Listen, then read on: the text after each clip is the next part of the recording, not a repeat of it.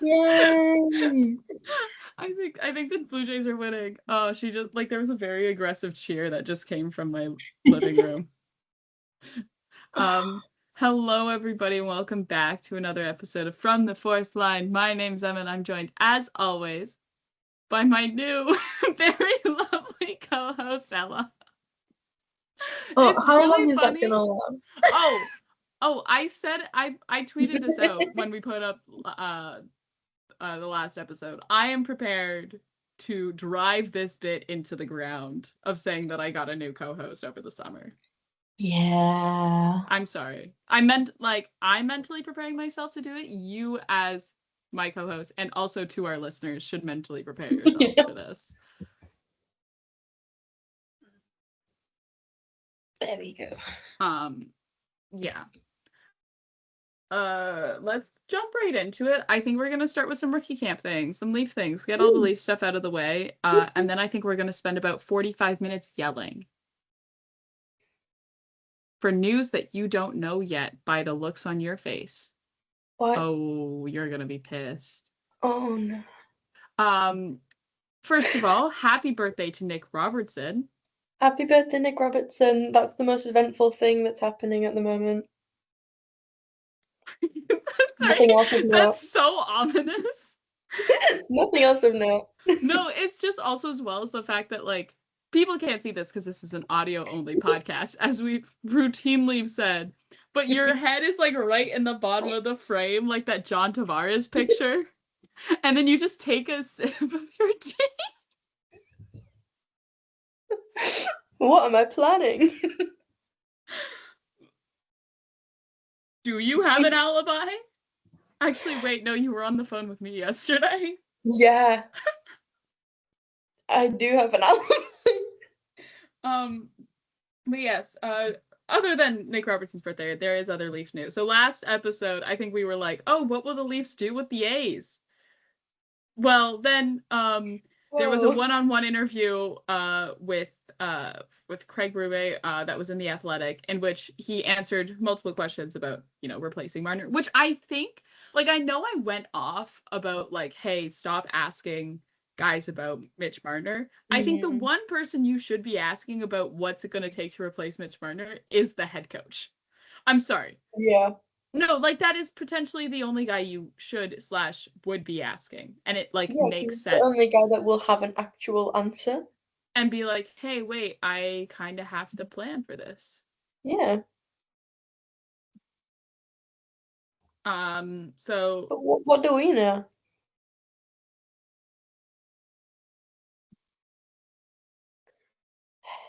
But yeah, what do we know? Yeah, what do we know?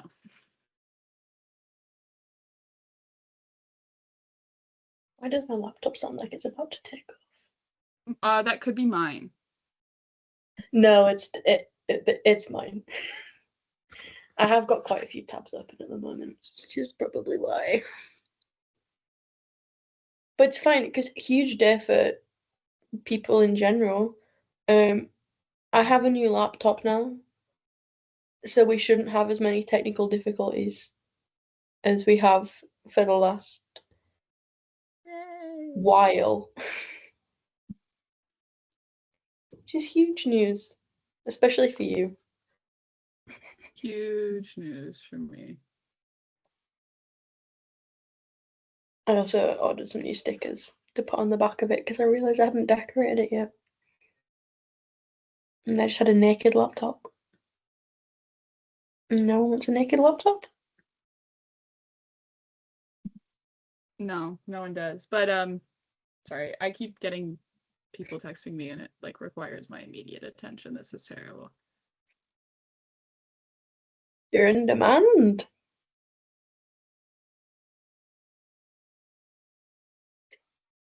Yes.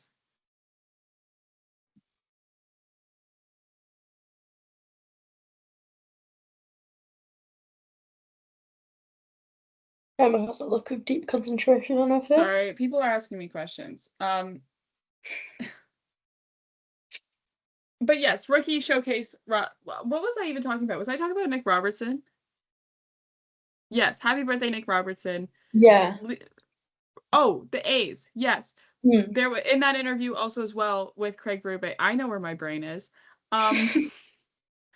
In that conversation with Craig Berube, there was a question about like, oh, who's going to wear the A's? Because the Leafs did have a rotating A. Now that Mitch Marner is no longer on the Toronto Maple Leafs, what do you do? Do you keep the rotating A? Do you give it to someone else? Craig Berube says, as of right now, they are going to keep the A's as just John Tavares and Morgan Riley, leaving the lettered leadership group being Austin Matthews with the C for the captaincy, and then his assistants, associate, whatever, like the A's sticking with John Tavares and Morgan Riley and no one else. But if there was also then another interview with Matthew Nyes in which I was like, whoa, stop trying to put the cap of leadership on this child. He is 22. But also, if you see him wearing an A during a preseason game in like Detroit, this year, do not be alarmed. He may just also continue to be one of the more longer serving Leafs. Actually, now. Yeah. Oh, And God. with like, it's like he's going into his, what, third season? Yeah. Right? Yeah. Yeah. Mm. Yeah, Yeah. he's going, and like, outside of the core, like, outside of Matthews, Riley, Tavares, Nylander, you've got what? No, not even Callie. You've got like David Camp. Yeah. Sorry, this is so great. This is like even like your blue line. I was about to say Connor Timmins. No, Connor Timmins isn't even here anymore. He's in goddamn Buffalo. Oh my God, yeah, he is. Sorry, I forgot about the first 2 weeks of the season is always just a reminder of like, wait, this guy's here now. that. Like I had a realization yesterday. I was looking back through some old I was just going back through like the show's like Twitter and stuff, and I was just like looking at stuff as I often do. And I was reminded that we have Derek Lalonde as an assistant coach now. I had like totally forgotten all summer. I think Ella's choking. I was putting my teapot on the floor, but I also had a tea in my mouth. So this is what happens when it hits 10 p.m. I just become consumed by tea. Yeah, that's the thing. I keep forgetting. I forgot that. I don't know, like, Oh. I had totally forgotten that we have Derek Lalonde now as an assistant coach, and he's going to be running our power play, I believe. Scary. Scary. I could be wrong. He could be running the penalty kill. Either way, scary. Scary. But yeah, so that answers one of the questions that we had last episode, that we were like, oh, I wonder if we're going to get an answer on this, or if we're just going to have to wait till October. No, we have an answer. It's going to be John and Mo, which not surprising. I just always like when they like go on the road for during the preseason, and like it's like a bunch of Marlies and like 3 guys with more than 100 games, like just the bare minimum of players that they have to, like veteran players they have to put in the lineup, but it's never the stars. Like I went to a preseason game last year in Ottawa in which I think Sima Benoit had an A. Do you remember that? Yeah. And I was like, I think Sima Benoit's wearing an A. Wait, literally, it's just because they have to give guys an A sometimes, like, and they're like, okay, we'll give you, but like sometimes the decision, hey, maybe we'll see Matthew Nyes with an A in Detroit, who knows? Because I remember last year because they have to send guys, and some years they just send the same guy to every preseason game on the road. You're like, oh, William Nylander, go. Like, assigned to do it. Maybe Matthew Nyes. Last year it was Matthew Nyes. He was at every single one, so maybe he'll wear an A this year. I don't know. I just think that's really funny. Yeah. But yes. Moving on to, I also have another more lineup thing, and then we will finally talk about rookie camp, the rookie showcase camp. But Craig Berube also said that he will plan on continuing the tandem, with the goalies, as they did last season, as expected. Wow, shocker. Whoa. Whoa. I don't know why people were convinced they were going to change that. Why would Like, you? It worked out actually great. I'm sorry. Very well. It worked out very well. Leafs had good goaltending for the first time, like consistently good goaltending for the first time in God knows how long. And it was refreshing and a little bit scary sometimes. Which is how it should be. Like, I think there was multiple times where I'd be watching a game, I'm like, I don't know why I'm nervous. I shouldn't be nervous. Like, the Leafs have good goaltending. I'm still nervous. Yeah. I think that's just like my constants there at all times. Just consistently nervous. Yeah. But yeah, so Toronto announced their rookie showcase roster. I should actually pull it up so I know the name of the free agents I was going to talk about, but Toronto, yes, they released their rookie showcase. Prospect showcase, prospect showtime. I don't really know what it's called. They'll play a couple games in that's not what I want, because the rookie showcase was the upper deck thing. I'm realizing now I've been calling it the wrong name this entire time. So have I. It's fine.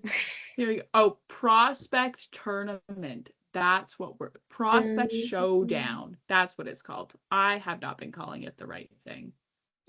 It's fine. Apologies to the Leafs. And perhaps several other teams. But yes, it was announced. There's not really any surprises, I find. It truly is just like draft picks from the last few drafts that like haven't played considerable time in the NHL, who are like either, well, I will say last few drafts, but like Archer Akinyamov is there and he's a 2020 draft pick, but also like goalie's weird. But like most of them are from the 2025-2024 draft, and then there's two from the 2023 draft. That's just Noah Chadwick and Easton Cowan. And then there are also some there are also players signed to an NHL contract who are just probably going to play with the Marlies, and then some signed to an AHL contract. There's two free agents, Owen Conrad and Alex Ferrand. Owen Conrad, hold on. I just get annoyed when they don't. Owen Conrad last season played for the Charlottetown Islanders in the QMJHL. In case you're wondering, yes, he is over 6'3". He is 6'3", 214, because this is Brad Treliving we're talking about. He's undrafted, by the way, just as one would assume. Alex Ferrand also as well was drafted by the Chicago Blackhawks in the 2023 draft, but then was never signed to his deal, so his rights expired, but played has been playing for the Sudbury Wolves in the OHL and is now 20 years old, so I believe he can play one more year, and then currently is an overager. He is also 6'3". He is 192, so tall, and is a right wing. Owen Conrad, I believe, is a defenseman. I can actually look that up. Hold on, I have too many tabs open. No, sorry, they're both, yes. Owen Conrad is a defenseman. Alex Ferrand is a forward. I'm so good at this game, but yes. All of the draft, no, they made another draft pick. Not all of the draft picks from their 2025 draft will be there. There is one that won't be there. The Finnish guy, I think. Hold on. 2025 draft, NHL Toronto. That's not how you spell that. Draft history. There we go. Yes. No. Exactly. Sorry. Titus Koblar is not there. He is not Finnish. He is Swedish. He plays in the Swedish Junior League. And also Will Bell is also not there, but I believe that's because he is potentially in the playing for the an NCAA commit somewhere. So he's like Will Bell. I will say though, I went to go like Google Will Bell, and got Will Belly and Conrad end up together in the summer as a recommended search. Yeah, University of Notre Dame is who he's playing with. So like it is very, obviously he is back at school because it is almost mid-September. Yeah. But yes, that's where he is. So that's why like those two guys, I think one of them is just like is Swedish but so all like the OHL guys are there. There for that. So yeah. Other notes that I have, their practices started today, so they have 2 days of practice before they then make their way up to Montreal to play 2 games, one on Saturday, one on Sunday. And then I think us almost like directly into that, like, and then I believe like a few days after that, we will have a training camp getting underway for the Leafs. So we'll have a ton more to talk about, obviously, when it comes to the Leafs, because the preseason starts on the 21st already. So not that long away. It really ramps up, I will say, because once preseason starts, then you're really starting to get into the swing of things. And then like you're 3 weeks out from the start of the season? We are officially today 28 days away from the start of the NHL season. Yes. I saw about 3 different tweets of that. One of them was from the Ottawa Senators being like, we're Claude Giroux days away. Yeah. Because Claude Giroux notably wears number 28. I feel like sometimes I have to, like, people don't have, like, that weird thing that I do where I use, like, jersey numbers to remember, like, number sequences. Yeah, I get that. So, like, my, like, I can say this because I no longer live in this apartment. My university apartment, like, our code to, like, get into where the dumpsters were,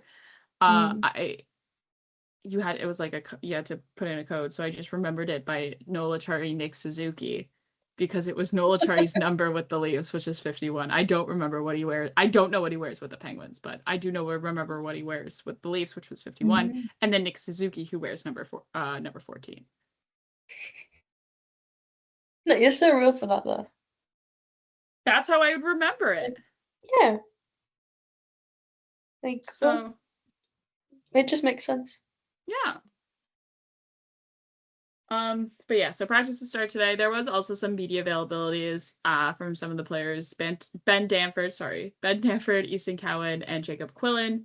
One of the more notable things that Easton Cowan has gotten bigger and not taller. He's still 5'11 and a half. I just remember last season that like every other preseason game that he was in, his height would change between 5'11 and 5'11 and a half. Do you remember that?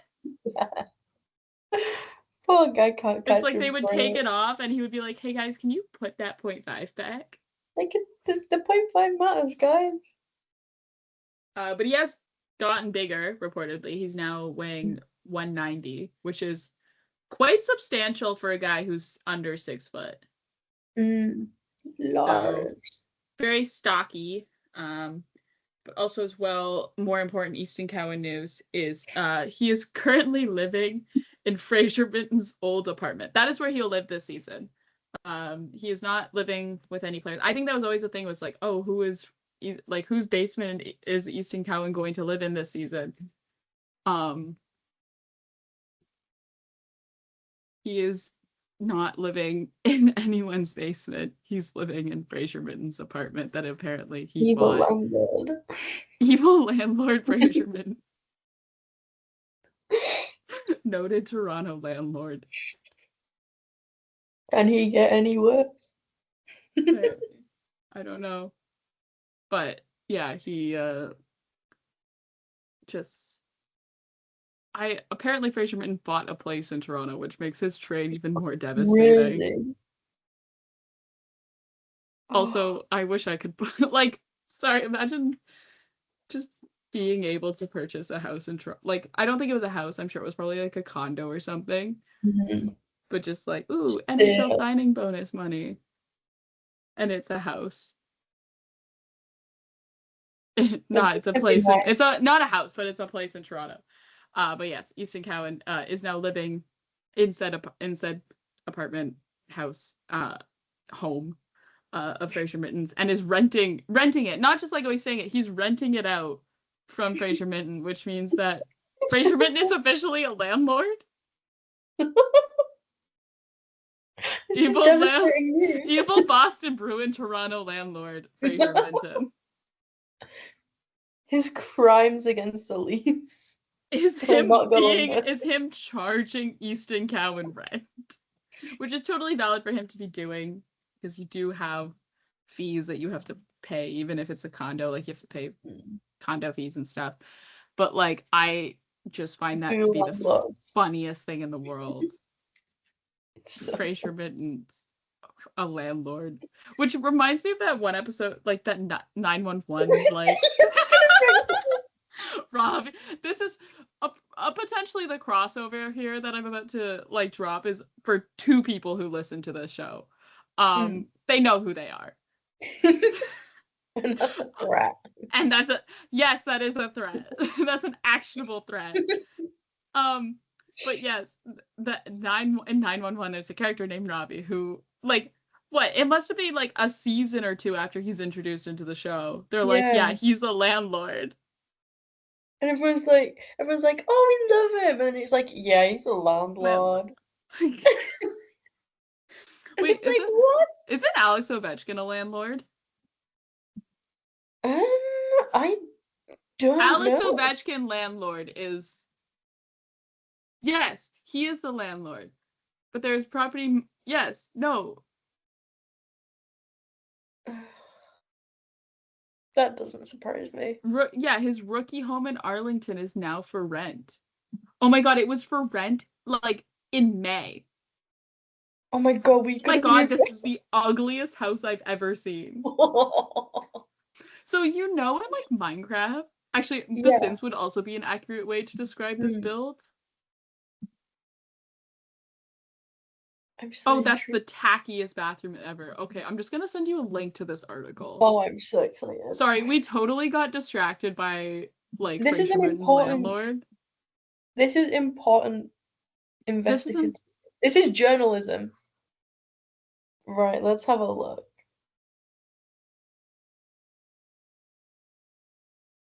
Oh, that like, is you know when you build your first house in The Sims? Yeah. And it's a box with that ugly house, that ugly, like, peaked roof on it. Alex Ovechkin's first home in the DC area. It just reminds me of, you know, like the pre-built rooms. Like the really expensive bathroom. I'm just also thinking, like, the outside, you know when you, like, build your first house in Minecraft? Yeah. Or, like, you go into, like, and you just have, creative mode, and you're like, I'm gonna use all of the materials that I can't use in survival, because building with bricks in survival is a waste of time. Yeah. And that's what you build. But also, like, The Sims would be a really accurate description. It looks like your first Sims house. Because there's nothing on the front of it except for window. But, like, sorry, where is the window placement is so first Sims house as well. No, that's the thing, because it's literally like 4 straight rows of 2 with, like, these really weird window, like, it truly is. Oh my, I mean, like, there's a wet bar. Yeah. The stories these walls could tell. I don't think I want them to tell me anything. But also, like, the bathroom is, like, sorry, it's got one of those, like, giant soaker tubs, but, like, the ones where they have their own, like, tiled, like, staircase leading up to it with, like, a window in front of it, which, okay, maybe that's just me, but I don't appreciate bathing in front of a window. No. And it's got, like, those, like, really light wood. It's so Like, I want to see if there's like, I'm sorry, the property highlights, and it's just a picture of the bathroom. It's like, give us, when knows, give us 5 bed, more. 4.5 bath. Wow. $9,000 a month. $9,000 a month. I wonder though, is like Crazy how much work. of that would like be because okay. So there's an article from 2014 that says that you can rent the same house for $6,500. Oh my god, why is this saying 9 bath? Oh, 4.5. Oh no, sorry. This is his current house. His current home has 9 bathrooms, which is crazy. That's Also, absurd. yeah, I would just like to see what the kitchen looks. Ooh, here's an Instagram post of what the kitchen looks like, potentially. Eric Gustafson lived there? What? I think Alex Ovechkin just sometimes will just rent this house out to his teammates, because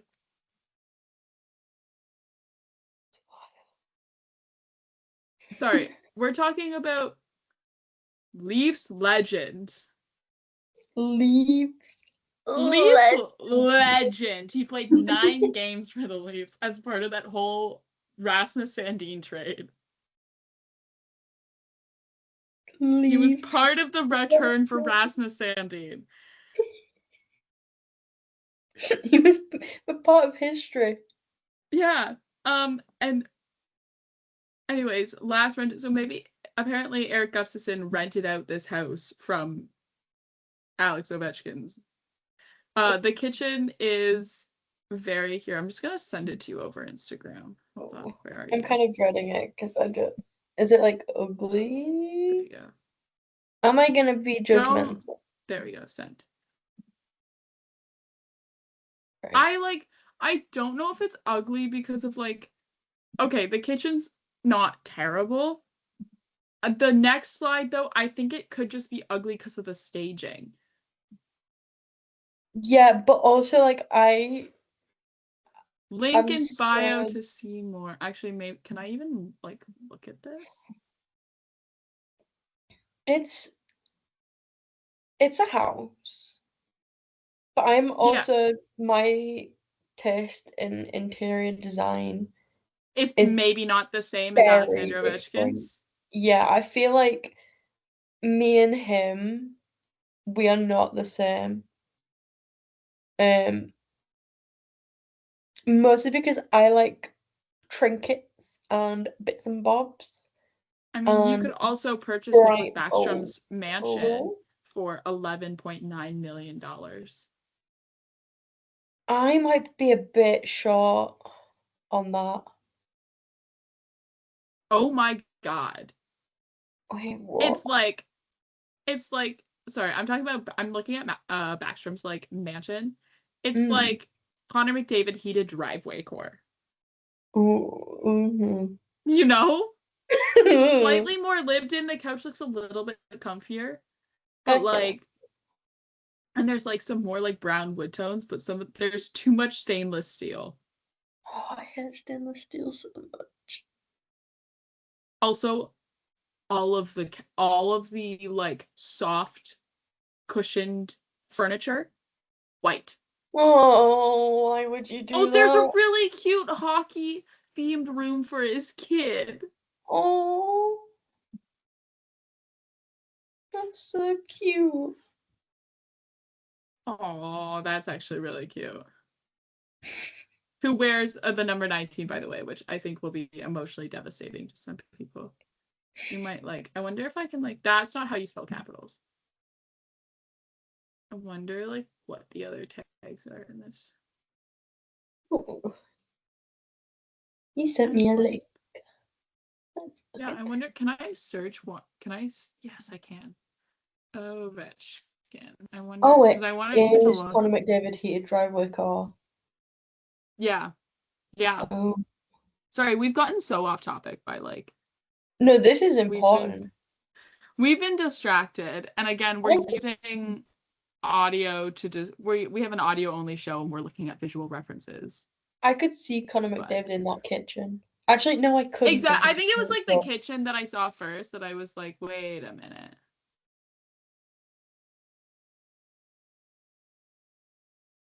Yeah, there's just my issue with it. There's so much grey. Stop painting walls grey. Get rid of grey. Get rid of there's the there's a lot of gray, a lot of stainless steel. But yes. Like, no, I want bright, bold colours. I want bits and bobs everywhere. I want cool, funky furniture. If you give me a room with grey walls, I will go insane. Yeah. Well, I say that as if the walls of my bedroom are not like a weird bluey gray color. Yeah, but you're not a wealthy hockey player who. I also have a very colorful duvet on my bed. Yeah, but your room has life. That entire house does not. Yeah, true. See. Does Nicholas Backstrom's house have a Mitch Marner Funko Pop? No, I didn't think so. I think not. This is a collector's item now. They can't sell these anymore. Yeah, does his house have a Saw poster on the wall? I think not. I don't know how much this even like looks like him though. I also have like never taken it out of the box. So Ooh, you're sitting on money there. I know. How hard do you think it would be for me to get him to sign this? I reckon if you just smile and go, "Hey, Mitch." Just cover up, like, just go like, "Hey, Mitch Marner, this is totally you. Can you sign the top of this box?" Like, "Hi, Mitch, will Don't you look sign at this?" anything else on And it. then when he goes, "Oh, I don't know," be like, "I have a podcast and we've never once slagged you off." It'll be like, "Oh yeah, how many do you want me to sign?" Do you got a whole crate in the back? He's like, "If you come to my car, the boot's just full of them." eBay. Yes. Become the evil resellers. But yeah, Easton Cowan apparently also as well. Easton Cowan said that Fraser Minton is very good at interior decorating, which I think is incredibly funny. Also as well, and I know that I'm not asking him for a house tour, But Easton Cowan, I need to see the proof of how good Fraser Minton's decorating is. Like, would it get approval from me? Exactly. Asking the real questions. High standards here for Mr. Landlord. Yeah, We're come on, setting Mr. the bar. Landlord. How much color is on the walls? Like, or is it just plain and then like a framed jersey awkwardly propped in the corner? I mean, if it's Easton Cohen, he probably does think that's good interior design. Or he probably is like, I'm too lazy to hang up this jersey, this framed jersey of mine. I'm going to just put it in the corner for now.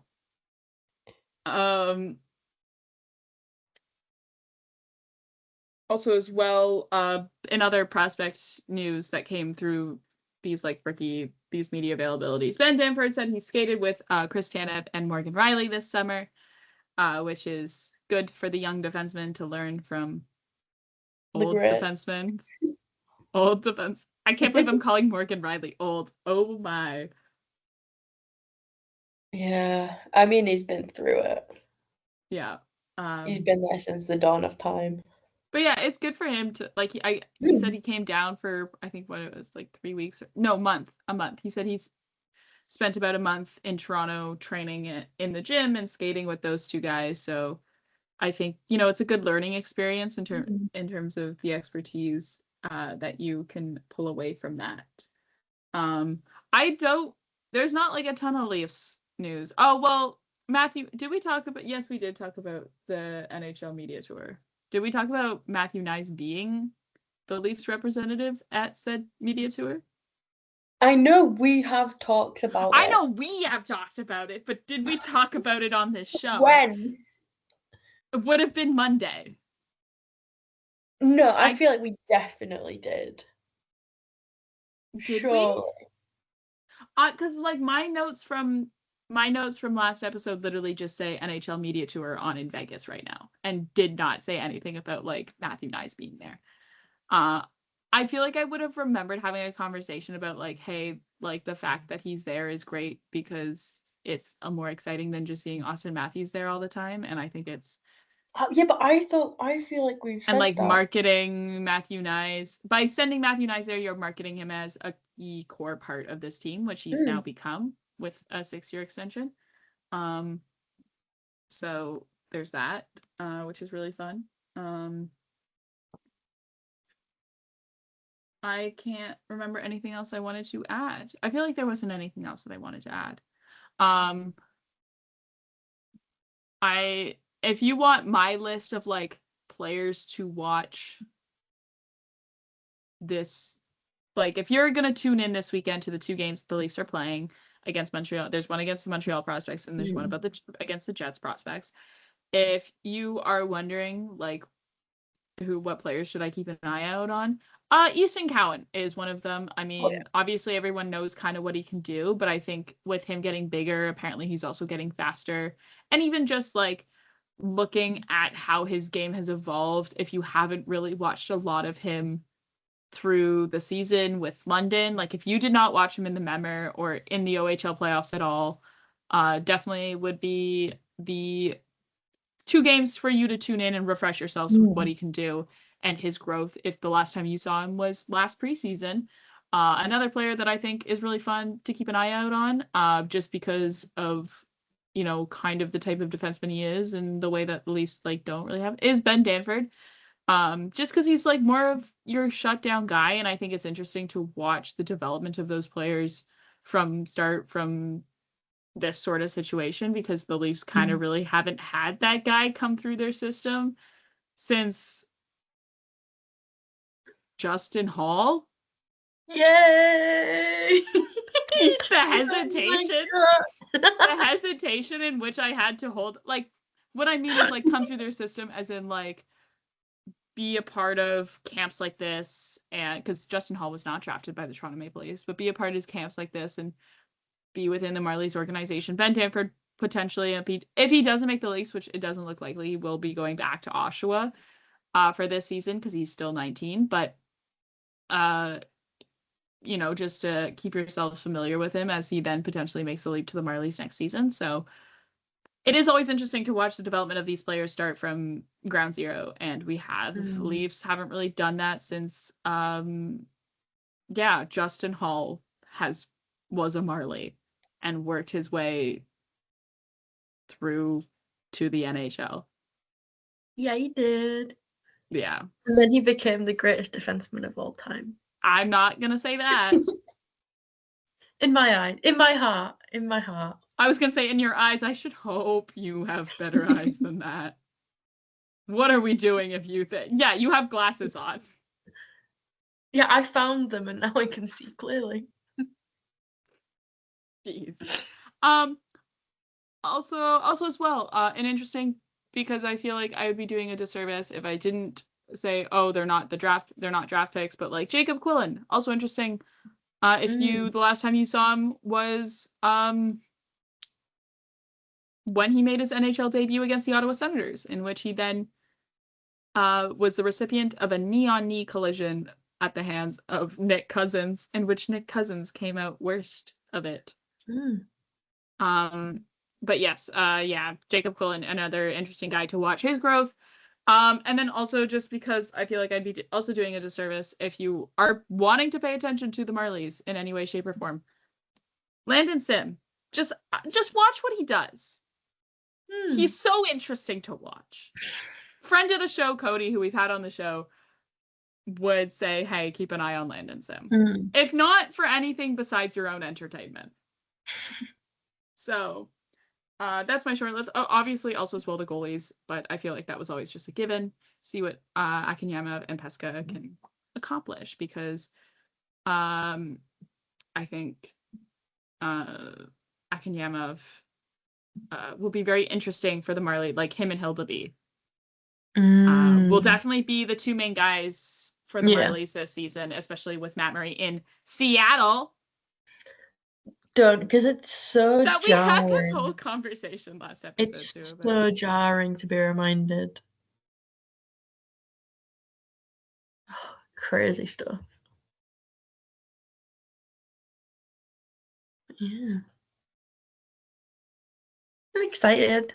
I always like to see the children doing well. Growing up.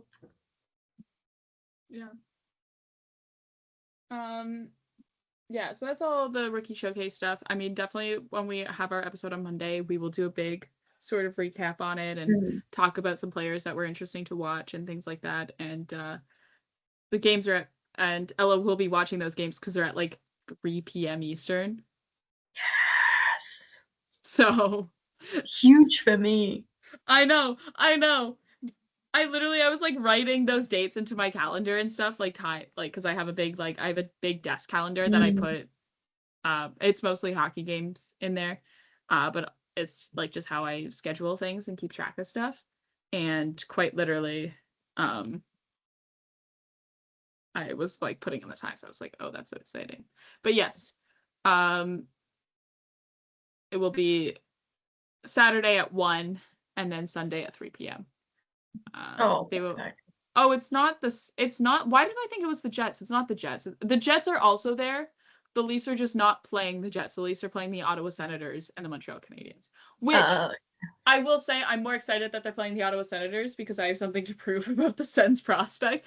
Also, multitasking for me because I can just have to watch one game. Smash it.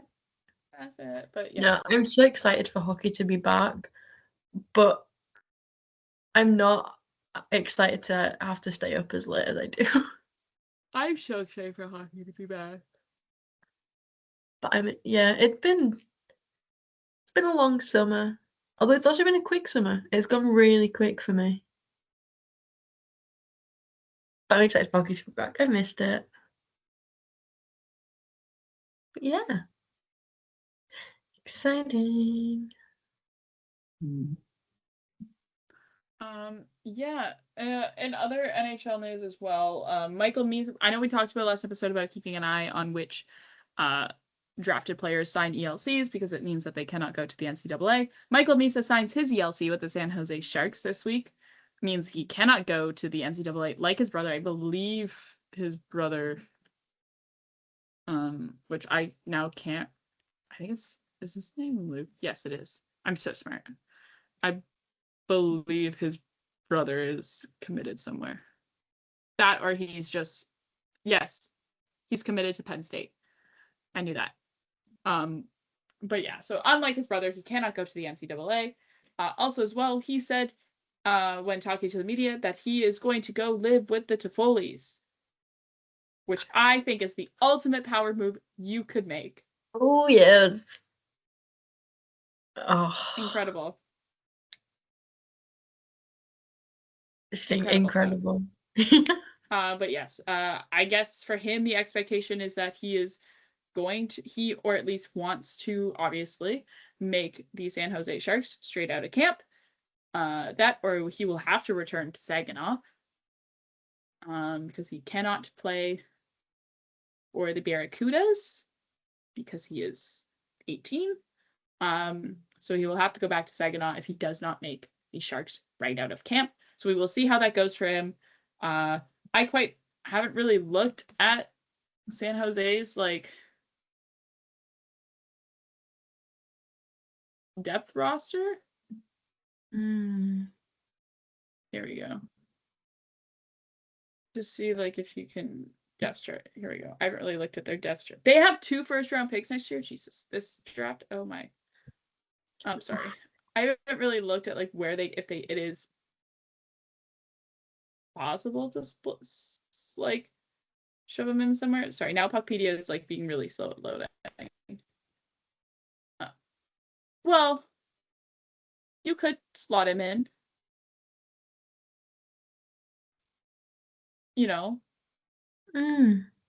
above Adam Gaudette, push Reeves, right? Like Reeves is a regular, like in this lineup, a regular like everyday guy, which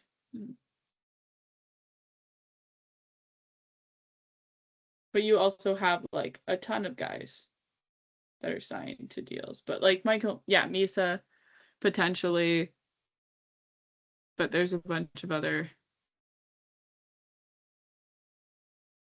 guys that you could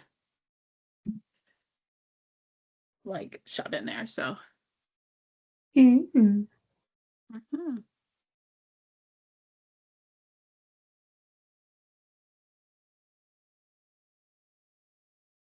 So with that, there, hold on. I gotta close this Puckpedia tab. My computer's lagging out. Hold on. Oh, I got two open, that's why. All right. But yes, Michael Misa, interesting. He's so fascinating. Yeah. So just one of those news, because I know we talked about it last episode. I thought it was important to discuss. Another one that's important to discuss, which I have in my notes as Kirill Kaprizov ? Yeah. Is like, what's going on with Kirill Kaprizov? Oh my God. He, like, I think probably one of the biggest discussions in terms of like contract stuff is like Connor McDavid, Kirill, like contracts where it's not like they don't have a contract going into the season. I'm not here going to talk about Luke Hughes, but I more so about guys who are going into their final year of their contract, and now it's, you could have started negotiating with said player July 1st, and obviously a lot of time teams want to get this contract done before right now. Yeah. In a perfect world, would be signed first week of July for a lot of these teams. But yeah, Kirill Kaprizov, like in terms of like, yeah, players who are going into the last year of their contract who do not have an extension in place, it's like Connor McDavid, Kirill Kaprizov. Those are the two that everyone's talking about. Kirill Kaprizov is interesting. He reportedly turned down a very large sum of money, according to Frank Saravelli, who, take with a grain of salt, reported that the contract that Kaprizov reportedly turned down would have made him the highest paid player in the NHL. I believe both as an AAV and also just like an overall sum of money and contract value. Turned it down. Then Bill Guerin was like, we didn't leak that information. Kirill Kaprizov's agent didn't leak that information. So then who leaked that information, Bill? The walls of the XL Center? Like the voices in the walls? So Marc-Andre Fleury himself? I don't know. That's just Marc-Andre Fleury just like leaking shit to the Frank Saravelli. He's like, I don't have time to be a menace now. But yes. And people are like, why would he have turned that down? Like, him turning that down is crazy. Like, he could have turned it down for a myriad of reasons. It could have been to do with contract structure, like he didn't like the way the bonuses shelled out, or he didn't like, because it just says turned down. So it doesn't mean that he like turned down, walked away from the table. It just could be like, I don't like the version of this deal, and that would still count as turned down. So could not have liked the way the bonuses were structured, could not have liked the way the salary was structured and distributed, because a cap hit, like an AAV, does not mean that is what the player receives every year. They could have a really front-loaded contract where like all of the money is in all of the salary is in the first few years, and then it is very low salary through the end of the contract. You often see that with older players, because it makes it easier for them to get traded or to be sent to a team to just eat the cap, because the actual money that you have to pay a player out of pocket, which is what a lot of teams tend to worry about if they just have infinite, like if they have the cap space, is like, hey, how much do I actually have to pay this guy? Can we afford to pay this guy? Is the salary that the player receives. But it could have been that. It could have also been as well, and this is what I think is now people are like the potential thing is like, Kirill Kaprizov, like everyone knows the salary cap is going up a considerable amount in the next 3 years, with the new the new CBA. Like everyone knows like how much the cap is going to go up. It's going to hit $100 million. And when people always have to remember that when deals and contracts get negotiated, they're always discussed in cap percentages between the team and the player's agent and the player. They are not discussed as like cap, like as like a dollar value. Like no one's talking about AAV or anything like that, like a cap hit. It is the percentage that that player's AAV will cost against the cap. That's like always what's being discussed, and it's always what being looked at. So if Kirill Kaprizov thinks, hey, I know that in 2 to 3 years, if they're still willing to pay me this much cap percentage, the actual value of this cap percentage in real dollar value is going to be way more than if I got paid the same percentage now, where the cap isn't as high. So I personally think that signing a bridge deal at the big old age of 28 is risky, especially with Kirill Kaprizov's injury history. He had a really injury-riddled season last year where he missed a ton of games. Yeah. So I think it's always like a thing where it's like, hey, you were reportedly given this huge amount of money. I don't think you should be then trying to push for an extra couple million, which I'm realizing now, like from us, like being like, oh, you shouldn't try and negotiate an extra couple million. That seems like such a waste of time. Blah, blah, blah. Sounds ridiculous. Because we don't have like an extra couple million. That's just like, oh, that's no big deal. If we had like a couple million a year. Oh my God. It'd be nice.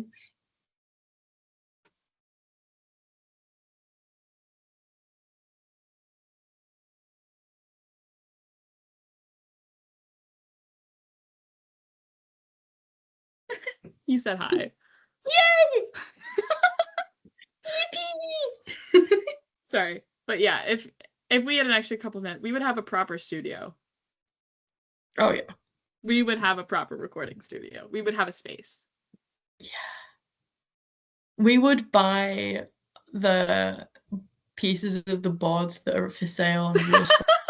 We would do the thing that we've been saying that we've been wanting to do since we started this show of like if we ever got an actual proper studio to record this show in, we would buy the board. You can go onto Real Sports and buy like the actual boards that are used in Scotia, like for the arena for the Leafs, and we would buy them, and we would only buy enough that we could like build a little like wall, but then we would get the door piece, so then we could open and close the door.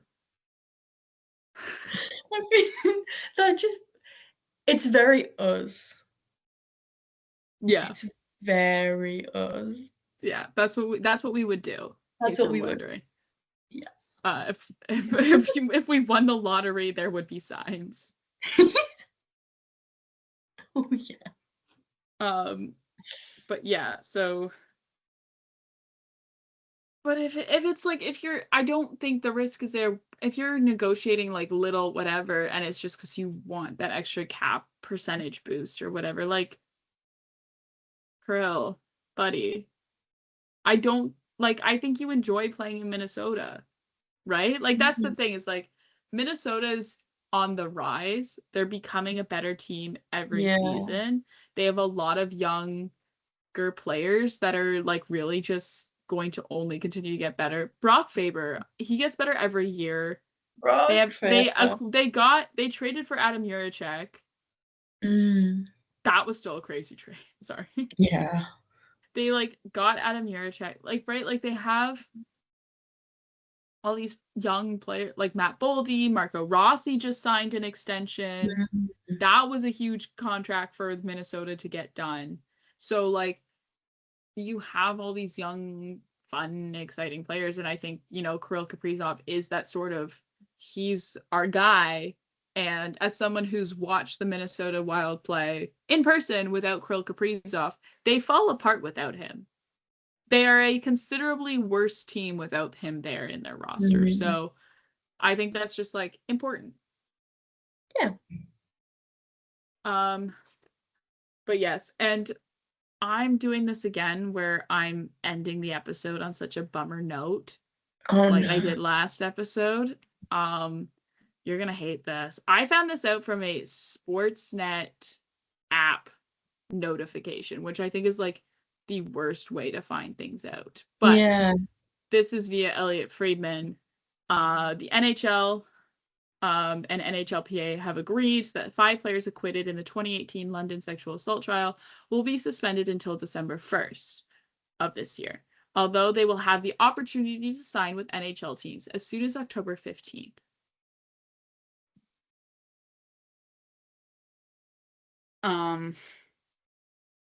Yeah. Why?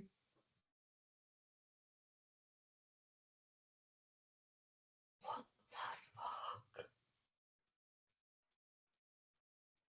fuck? There is precedent for this. I just hate that this is still they're still getting compared to each other. There is precedent for this. Without an agreement, Commissioner Gary Bettman would need to hold a hearing and make a ruling. If the union or players disagreed, everyone risked the possibility of an uncertain or lengthy arbitration grievance process. Shane Pinto's 41-game suspension in 2023 for violating the league's sports wagering policy went through a similar negotiation. I hate that we're still, like, I get it. Hate how we're still comparing this. Yep. That was the thing that pissed me off the most, was that people were comparing this to Shane Pinto's suspension. It's like one is very different from the other. Yeah. And is like unfair to Shane Pinto. Yeah. Jeez.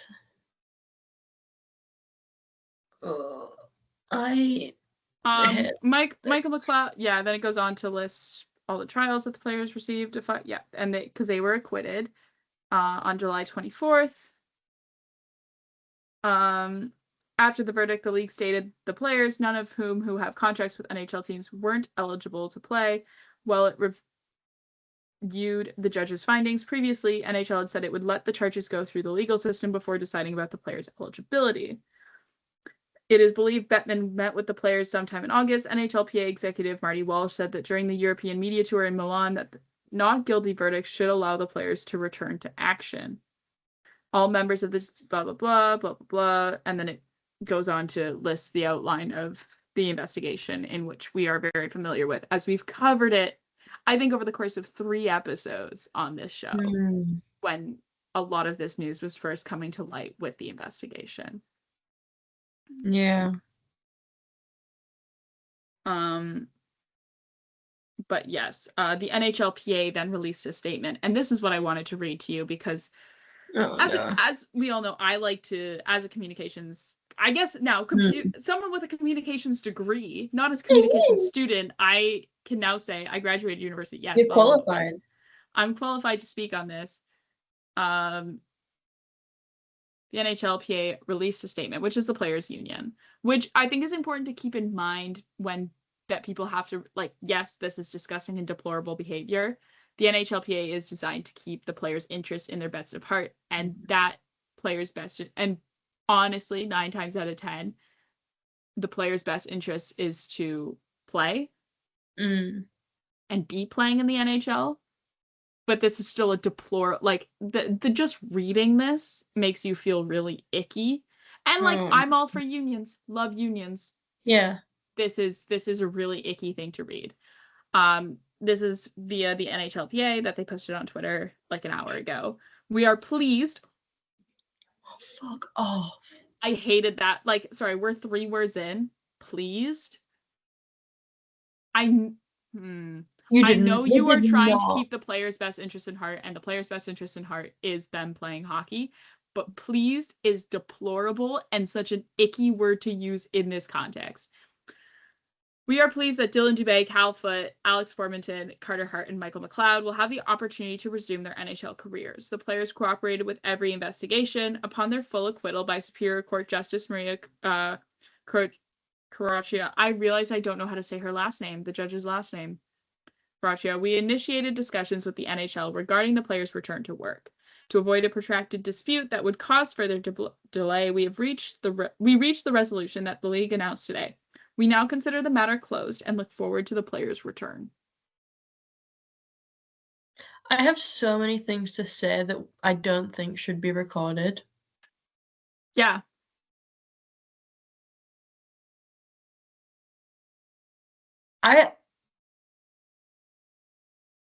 what the fuck?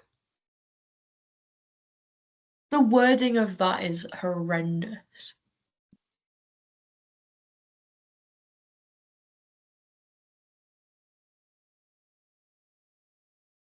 Yeah. I'm And it's so boilerplate PR statement. You would have thought that they got speeding tickets. Yeah, it's like, I'm sorry. Sorry. That's what it gives. It reads as if, oh, they got speeding tickets. Yeah, it's like, sir. Or, right? Like, And oh, we just put this and we just put everything into a template and went. And it's like, no.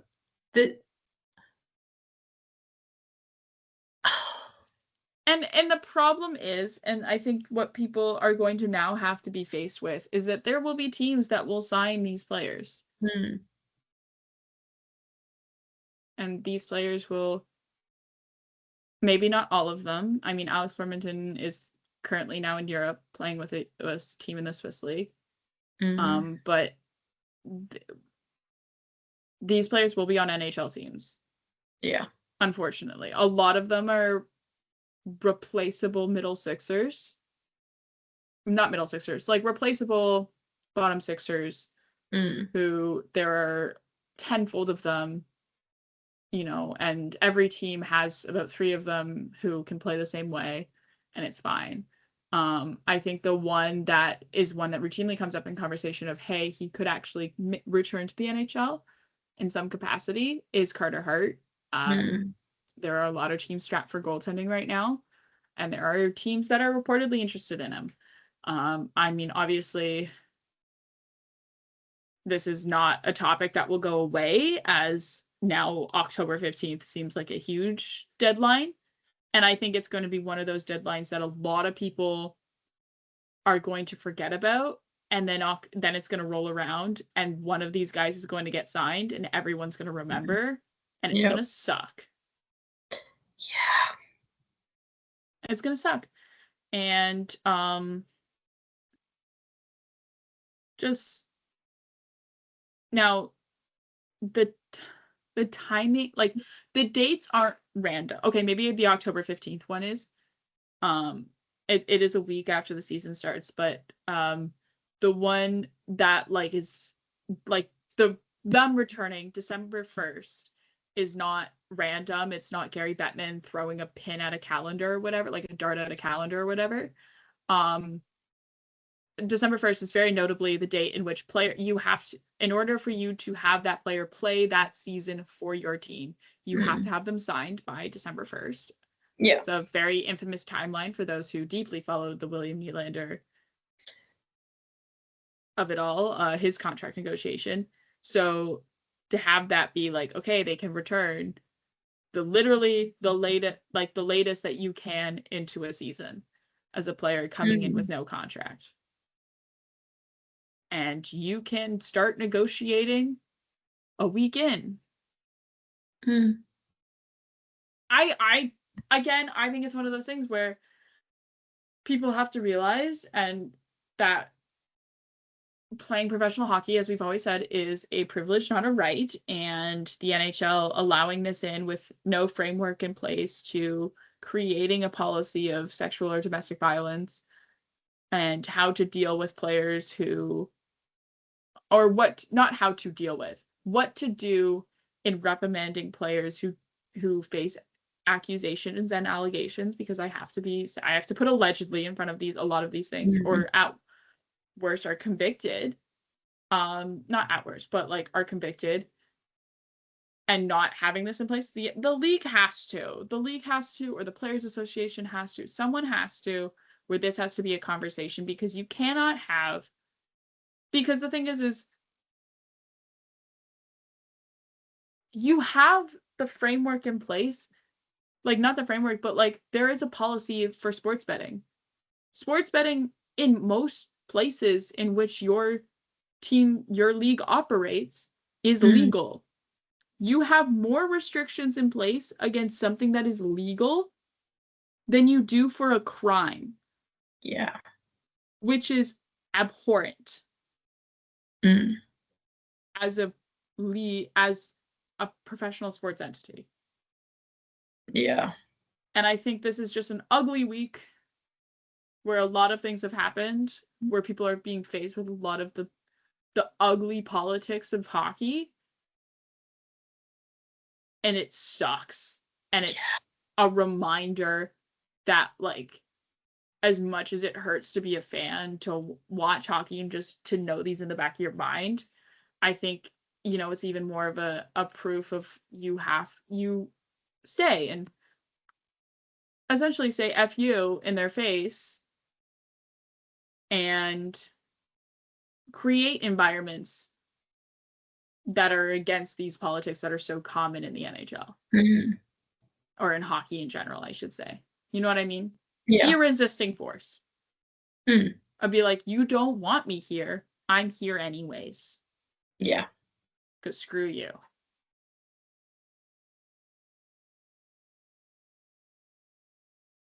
Welcome to my TED Talk. Just be a motivational speaker, goddamn. But yeah. Anyways, I don't know if you have anything else to add on that topic, I should say. Not just in general, just on, you know, on that topic.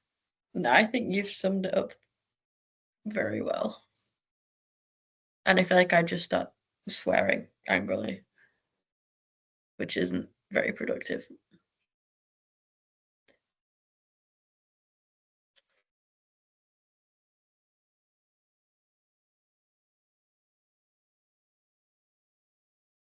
Yeah. Dear me.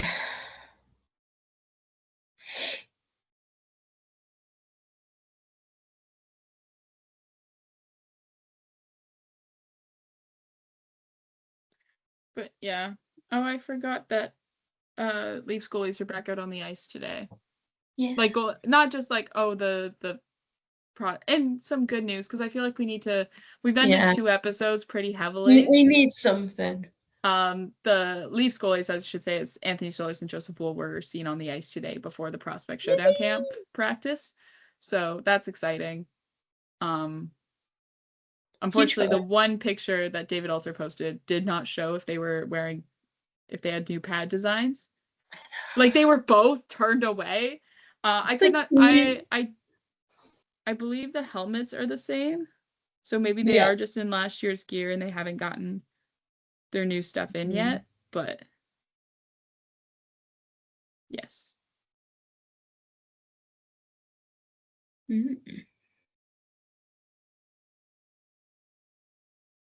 Yeah. Yeah. So some joyous news, because I feel like that was 2 episodes in a row with a very, like, heavy ending. Yeah. And I hate doing it, because I feel like then, like, people walk away from the episode just feeling bogged down. And also just for us recording this episode, I then have to, like, go downstairs and eat dinner with my parents after this. And it's like, oh, I just had a really heavy end to the episode sort of deal. Yeah. But yes. I'm just excited for hockey to be back. I'm excited for hockey being back and what it means. I mean, I feel like I should say that I'm excited because I'm going to a preseason game this year, as I tend to usually do, but usually I'm in Ottawa, so it's a lot easier. But I am going to a preseason game this year. It is the only, like, actual genuine Leafs game that I have, like, set in stone as I am attending this. I have no others planned. Mostly because I cannot afford them. Yeah. So it gets expensive. Yeah. With that being said, unless you have something else to add, Ella, we can end it here. No, I think we've got everything. We've kind of, and some, because we discussed Nicholas Backstrom's, which I did not think I'd be doing today. No, I didn't think so either. But here we are. The joys of in the name of evil landlords. we will be back on Monday with another episode. We'll have more to talk about for sure about hockey being back, hockey actually being on the ice with the Prospect Showdown, and I'm sure other news that will come throughout the weekend as it usually does. But in the meantime, yes, we'll be back on Monday. But in the meantime, you can find the show wherever you get your podcasts. You can also find the show on Twitter at From the Fourth Line. That's fourth with the number 4 TH, so you never miss another episode. Also, we've improved our social content, and by that I mean is I posted 3 tweets on Monday, which is huge. Crazy work. Which never happens. So maybe we will get maybe I'll be there more and posting stuff. Who knows? Who knows? You'll have to follow us to find out. Oh, absolutely. You'll have to follow us. See? How are you not? See? There we go. Look at that. But we're also a show that's presented by Offside News. You can follow Offsides on all social platforms at Offside News Co. You can also find all of the articles that are published by the site on the website at offsidenewsco.com. We're kicking into the NHL season. There's going to be a ton of stuff coming your way with that over there. But if you miss the two of us between episodes because we're so funny, or you just like me seeing calling Fraser Minton an evil landlord, you can follow us over at Twitter at 60leafstorella, at PearB1 for myself. Thank you guys so much for listening. We will be back on Monday with another episode. And in the meantime, and this time there's actually hockey this weekend that you can watch and scream, "Go Leafs, go" at. Go Leafs, go. Go Leafs, go.